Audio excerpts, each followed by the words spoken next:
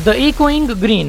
दोस्तों ये नज़म लिखी है विलियम ब्लेक ने, और मेरा ये मानना है कि अगर आप चैप्टर का नाम अच्छे से समझ लें तो आधी तो समझ आपको वैसे ही आ जाएगी।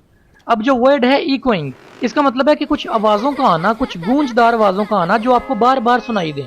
और ग्रीन का मतलब है कि एक घास का मैदान जो कि ब्राइट ग्रीन कलर का है और जहाँ पे घास उगी हुई है। तो इसका मतलब हुआ कि एक घास के मैदान से कुछ ऐसी आवाज़ें आ रही हैं गूंज के साथ जो आपको बार बार सुनाई दे रही हैं। दोस्तों इस चैप्टर के जो क्वेश्चन आंसर्स हैं वो मैंने वीडियो के आखिर में डिटेल में बोल कर बयान किए हैं। उसकी वजह यह है कि इसमें काफ़ी सारे लिटरेचर के कॉन्सेप्ट्स पूछे गए थे जो कि आपके लिए मुश्किल हैं, तो मैंने बोल कर बयान किए हैं और आपको मैंने जितना बताया आपने सिर्फ उतना ही याद रखना है, आपके पेपर्स के लिए वो काफ़ी है। और आखिर में हमारा ये जो चैनल है स्टडी स्प्लैश, ये इन प्लेटफॉर्म्स पे मौजूद है। नीचे डिस्क्रिप्शन में आपको लिंक मिल जाएगा, तो फॉलो करें, विजिट करें और लाइक और सब्सक्राइब करें, और डिटेल में वीडियोज़ आपको यूट्यूब पर मिलेंगी। The sun does arise and make happy the skies. सूरज तुलू होता है जो कि आसमान को खुश कर देता है, यानी जब सूरज तुलू होता है उसकी रोशनी आसमान पर पड़ती है तो आसमान जो है वो चमक उठता है, उसे देख के ऐसे लगता है जैसे आसमान खुश हो गया है। The Mary bells ring to welcome the spring. और जो घंटियां हैं चर्च की जो खुशी की अलामत है वो बजाई जाती हैं, और बहार की जो आमद है उसको वेलकम किया जाता है घंटियां बजाकर। दोस्तों यहाँ पे जो वर्ड है मैरी, इसका वैसे तो मतलब होता है हजरत मरियम अलैहिस्सलाम, यानी हजरत मरियम अलैहिस्सलाम को इंग्लिश जुबान में मैरी कहा जाता है, लेकिन यही वर्ड खुशी की अलामत भी है। तो यहाँ पर जो घंटियां बजाई जा रही हैं वो चर्च की घंटियां हैं जो खुशी के मौके पे बजाई जाती हैं, और इस वक्त खुशी का मौका क्या है कि बहार की आमद है। The sky lark and thrust the birds of the bush Singh louder around two the bells cheerful sound. अब जो परिंदे हैं जो झाड़ियों में रहते हैं जैसे कि स्काई लार्क और थ्रश, दोस्तों ये दो परिंदों के नाम है कि ये जो परिंदे हैं ये गीत गाना शुरू कर देते हैं उन घंटियों की आवाज़ों के साथ। जैसे ही घंटियां बजती हैं उस वक्त ये जो बर्ड्स हैं ये भी गीत गाना शुरू कर देते हैं, और इनकी आवाज़ें घंटियों की आवाज़ों के साथ मिक्स हो जाती हैं और एक खुशगवार सा माहौल क्रिएट हो जाता है। While our sports shall be seen on the echoing green. अब शायर कह रहा है कि हम लोग जो हैं, जो बच्चे हैं सारे, शायर भी इन बच्चों में से एक बच्चा है, कि ये सारे खेल रहे हैं, स्पोर्ट्स का मतलब है खेल रहे हैं, और इनके खेल को देखा जा सकता है ऑन द इकोइंग ग्रीन, एक ऐसे मैदान पर जो सरसब्ज है और वहां से इनके खेलने की जो गूंजदार आवाजें हैं वो सुनाई दे सकती हैं।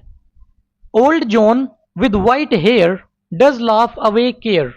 एक आदमी है बूढ़ा जिसका नाम है जॉन, जिसके सफेद बाल हैं, वो बेफिक्र होके हंसता जा रहा है। Sitting under the oak among the old पोक। और ये जो बंदा है जॉन, ये बैठा है एक ओक ट्री के नीचे। दोस्तों ओक जो है वो एक दरख्त की किस्म है कि ओक ट्री के नीचे ये बंदा बैठा है, और इसके साथ इसके और भी कुछ दोस्त हैं जो बूढ़े हैं। They laugh at our play and soon they all से। वो हमारे खेल को दूर बैठे देख रहे हैं और हंस रहे हैं, और जल्द ही वो कहते हैं, यानी हमारे खेल को देखते देखते वो ये बात कहते हैं, सच were the joys when we all girls and boys in our youth time were seen on the echoing green. वो कहते हैं कि वो दिन जो थे वो बड़े कमाल के और खुशी के दिन थे जब हम सारे छोटे होते थे और सारे लड़कियां और लड़के मिलकर खेलते थे उस सरसब्ज बाग में जहां से इस वक्त उन बच्चों के खेलने की गूंजती हुई आवाजें आ रही हैं। यानी दोस्तों ये जो ओल्ड जॉन है ये अपने दोस्तों के साथ बैठा है ओक ट्री के नीचे, और ये सारे हंस रहे हैं और बात कर रहे हैं और अपने उस पुराने गुजरे हुए वक्त को याद कर रहे हैं कि जब वो बच्चे हुआ करते थे तो वो सारे लड़कियां लड़के मिल के यहीं पर इस गार्डन में खेला करते थे, इस ग्रीन फील्ड पर, और उनकी भी ऐसे ही आवाजें आती थी गूंजती हुई जैसी अभी इन बच्चों की आ रही हैं। Till the little ones very no more can be Mary. अब वो बच्चे जो हैं छोटे वो तब तक वहां पर खेलते हैं जब तक वो थक नहीं जाते, और अब उनकी जो खुशी है वो बरकरार नहीं रह सकती। यानी दोस्तों वो जो छोटे बच्चे हैं वो वहां पर खेल खेल कर थक चुके हैं, और खेलने से उन्हें काफी खुशी मिल रही थी, लेकिन अब उनकी जो खुशी है वो खत्म हो जाती है, उन्हें अब वो मजीद खुशी नहीं मिल सकती। मैरी का यहाँ पे फिर से वही मतलब है खुशी। The sun does descend and our sports have an and. सूरज जो है वो गुरूब होने की तरफ जाता है और हमारा जो खेल है वो इख्तिताम की तरफ जाता है। Round the lapse of their mother's many sisters and brothers like birds in their nest are ready for rest. काफी सारे जो बहन भाई हैं छोटे वो थक चुके हैं, माओ की गोद में जाएंगे, बिल्कुल ऐसे ही जैसे छोटे परिंदे अपने अपने घोंसलों में जाते हैं आराम करने के लिए, बिल्कुल ऐसे ही अब ये बच्चे अपनी माओ की गोद में जाएंगे। And sport no more scene on the darkening green. और अब वो जो मैदान है, घास का मैदान, जो सब्ज मैदान है, वहां पर अब कोई और खेल नहीं देखा जा सकता, यानी खेल खत्म हो चुका है, क्योंकि अब जो है ग्रीन कलर वो डार्क हो गया है, یعنی شام زیادہ ہو گئی ہے، اندھیرا چھا گیا، وہ جو برائٹ گرین کلر کا جو گارڈن تھا، جو زمین تھی سرسبز، وہ اب ڈارک گرین ہو گئی ہے، اندھیرا چھا گیا۔ دوستو یہ والا جو مطلب ہے اس نظم کا، یہ تو وہ تھا جو آپ کو پڑھ کر سمجھ آیا ہے، لیکن اس نظم کا ایک اور بھی خفیہ مطلب ہے جسے ہڈن میننگ کہتے ہیں۔ وہ یہ ہے کہ جو صبح ہونے کا وقت ہے وہ ایسے ہے جیسے ایک انسان پیدا ہوتا ہے، جیسے ہی صبح ہوتی ہے ہر طرف خوشی چھا جاتی ہے، ہر چیز کھل جاتی ہے۔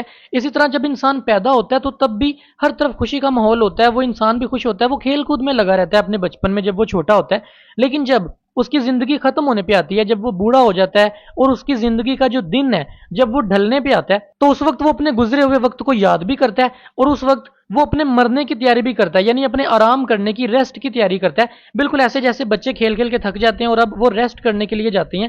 اسی طرح ایک بندہ جو ہے، ایک انسان، وہ بھی زندگی گزار کے تھک جاتا ہے، اب وہ مزید زندگی نہیں گزار سکتا، وہ اب مرنے کے لیے تیار ہے، اور اب اس کا جو کھیل ہے وہ ختم ہونے لگا ہے، بالکل ایسے جیسے سورج غروب ہو رہا ہے اور اندھیرا چھا رہا ہے۔ دوستو اب اس کی ایکسرسائز کرتے ہیں، میں سولوڈ کوسچن آپ کو اسکرین پہ دکھاؤں گا، آپ روک کر یا اسکرین شاٹ لے کر آرام سے پڑھ لیں۔ سوال نمبر 1 میں پوچھا گیا ہے کہ جو سرسبز میدان ہے جہاں سے گونجتی ہوئی آوازیں آ رہی ہیں، وہاں پر کون سی سرگرمیاں جاری ہیں؟ تو اس کا جواب ہے کہ اس گونجتے ہوئے سبزہ زار میں سورج جو ہے وہ طلوع ہو رہا ہے، پرندے چہچہا رہے ہیں، گھنٹیاں بج رہی ہیں، بچے کھیل رہے ہیں، اور کچھ بوڑھے لوگ درخت کے نیچے بیٹھے ہیں اور بچوں کو کھیلتا ہوا دیکھ رہے ہیں اور اپنے گزرے ہوئے بچپن کو یاد کر رہے ہیں۔ سوال نمبر 2، کس طرح جو بلیک ہے وہ انسانی زندگی کو قدرت کے ساتھ ملا کر پیش کرتا ہے؟ اس کا جواب ہے کہ ولیم بلیک چمکتی ہوئی صبح کو اور بچوں کے کھیلنے کو جوانی کی عمر کے ساتھ ملاتا ہے، اور جو بوڑھے لوگ ہیں ان کو اور ڈھلتی ہوئی اندھیری شام کو بڑھاپے کی عمر کے ساتھ ملاتا ہے، اور اس نظم میں وہ یہ دکھاتا ہے کہ کس طرح جو قدرت ہے وہ زندگی کے پورے سائیکل کو بیان کرتی ہے، یعنی پیدائش سے لے کے وفات تک کے سفر کو۔ سوال نمبر 3، اس نظم میں جو منظر بیان کیا گیا ہے اس منظر میں بوڑھے لوگوں کا کیا کردار ہے، اور ان کا موجود ہونا کیسے نظم کے مفہوم میں مزید اضافہ کرتا ہے؟ اس کا جواب ہے کہ جو بوڑھے لوگ ہیں وہ درخت کے نیچے بیٹھے ہیں، بچوں کو کھیلتا ہوا دیکھ رہے ہیں اور اپنے بچپن کو یاد کر رہے ہیں، اور ان کا اس منظر کے اندر موجود ہونا اس نظم کے مفہوم کو مزید گہرا کر دیتا ہے، زندگی کے سائیکل کو بتا کر، یعنی زندگی کا جو چکر ہے جو جوانی سے لے کے بڑھاپے تک ہے اس کو بتا کر اس نظم کے مفہوم کو مزید گہرا کر دیتا ہے۔ سوال نمبر 4، جیسے جیسے نظم آگے بڑھتی ہے تو اس میں جو بدلاؤ آتا ہے، جیسا کہ شروع میں پرجوش سرگرمیاں چل رہی تھیں اور اس کے بعد ایک دم خاموشی آ جاتی ہے، اس بدلاؤ کی کیا اہمیت ہے؟ اس کا جواب ہے کہ یہ بدلاؤ یہ ظاہر کرتا ہے کہ کیسے جو پرجوش کھیل ہے وہ آہستہ آہستہ بدل جاتا ہے آرام اور سکون میں، اور یہ بدلاؤ انسان کا جو زندگی کا سفر ہے اس کو بھی ظاہر کرتا ہے، جو کہ بچپن سے لے کے بڑھاپے تک کا سفر ہے۔ سوال نمبر 5، کس طرح جو گونجتی ہوئی آوازیں ہیں جو سبز میدان سے آ رہی ہیں وہ یادداشت اور نسلوں کے درمیان تسلسل کی علامت ہے؟ اس کا جواب یہ ہے کہ جو گونجتی ہوئی آوازیں ہیں جو سبز میدان سے آ رہی ہیں وہ یادداشت کی علامت ہیں، کیونکہ وہ بوڑھے لوگوں کو اپنی گزری ہوئی یادیں واپس لانے میں مدد دیتی ہیں، اور اس کے علاوہ یہ آوازیں دو نسلوں کو بھی آپس میں جوڑتی ہیں، یعنی بوڑھی نسل اور نوجوان نسل کو، جو کہ دو نسلوں کے درمیان تسلسل کی علامت ہے۔ سوال نمبر 6، کس طرح جو امیجری ہے اس نظم کی وہ اس نظم کے لب و لہجے کو اور موڈ کو متاثر کرتی ہے؟ دوستو سب سے پہلے تو آپ کو سمجھنا ہوگا کہ امیجری ہوتی کیا ہے۔ اصل میں کوئی بھی چیز پڑھنا یا سننا جسے پڑھ کر یا سن کر آپ کے ذہن کے اندر امیجز کریٹ ہونا شروع ہو جائیں، اس چیز کو کہتے ہیں امیجری۔ جیسے اگر میں آپ کو ایک کہانی سناؤں کہ ایک دفعہ کا ذکر ہے، ایک بادشاہ تھا، اس نے لال سوٹ پہنا تھا، کالے گھوڑے پر بیٹھا تھا، اب یہ سن کر آپ کے ذہن کے اندر امیجز کریٹ ہونا شروع ہو جائیں گی، پہلے بادشاہ ذہن میں آئے گا، پھر اس کا لال رنگ کا سوٹ، پھر اس کا کالے رنگ کا گھوڑا، یہ جو آپ کے ذہن کے اندر امیجز کریٹ ہو رہی ہیں نا، اس کو کہتے ہیں امیجری۔ اس کا جواب یہ ہے کہ جو امیجری ہے جیسے کہ سورج کا طلوع ہونا، پرندوں کا چہچہانا، سرسبز میدان اور بچوں کا کھیلنا، یہ سب چیزیں مل کر ایک خوش اور ایک سکون والا جو موڈ ہے وہ تیار کرتی ہیں، اور اس کے بعد والا جو سین ہے جس میں بوڑھوں کو دکھایا گیا ہے وہ ایک نرم اور ایک سوچنے سمجھنے والا جو لب و لہجہ ہے وہ بیان کرتا ہے، جسے ہمیں پتہ چلتا ہے وقت کے گزرنے کے بارے میں۔ سوال نمبر 7، یہ نظم کس انداز سے معصومیت اور وقت کے گزرنے کی تھیمز کو ظاہر کرتی ہے؟ دوستو تھیم کہتے ہیں مرکزی خیال کو۔ اس کا جواب ہے کہ اس نظم میں بچوں کا کھیلنا جو ہے وہ معصومیت کو ظاہر کرتا ہے، اور جو بوڑھے لوگ ہیں وہ یہ ظاہر کرتے ہیں کہ کیسے وقت گزرتا ہے اور لوگ بوڑھے ہو جاتے ہیں، اور اس کے علاوہ یہ نظم جو ہے یہ جوانی سے بڑھاپے تک کا سفر کرتی ہے۔ سوال نمبر 8، اس نظم کی کس طرح تشریح کی جا سکتی ہے زندگی کے سائیکلز اور قدرتی جو دنیا ہے اس کے غور و فکر کے طور پر؟ اس کا جواب ہے یہ نظم شروع ہوتی ہے چمکتی ہوئی صبح کے ساتھ، جس میں پرندے چہچہا رہے ہیں، بچے کھیل رہے ہیں. یہ ساری چیزیں بچپنے کی خوشی کی علامت ہے. اور اس کے بعد شام آ جاتی ہے اور جو سرسبز میدان ہے وہ خاموش ہو جاتے ہیں اور ان پر اندھیرا چھا جاتا ہے. یہ ساری چیزیں بڑھاپے کی عمر کی علامت ہے.